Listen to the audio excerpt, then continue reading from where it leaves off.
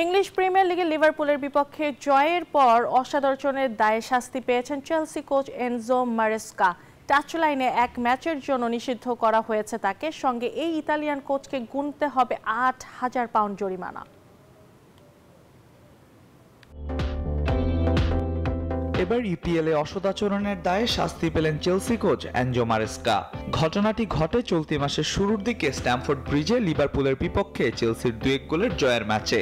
দ্বিতীয়ার্ধের যোগ করা সময়ের ৫ম মিনিটে এস্তেভার জয়সূচক গোলের পর ডাগআউট থেকে ছুটে গিয়ে কর্নার ফ্ল্যাগের কাছে খেলোয়াড়দের সঙ্গে বুনো উদযাপনে ওয়ালটন এখন দেশের সীমানা পেরিয়ে পৌঁছে গিয়েছে ৫০টিরও বেশি দেশে। ওয়ালটন, ঘরে ঘরে বিশ্বজুড়ে। মেতে ওঠেন Maresca.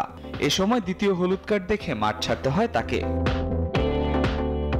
England football association FA বুধবার এক বিবৃতিতে মারেস্কার শাস্তির কথা জানিয়েছে। নিষেধাজ্ঞার পাশাপাশি তাকে ৮,০০০ পাউন্ড জরিমানাও করা হয়েছে।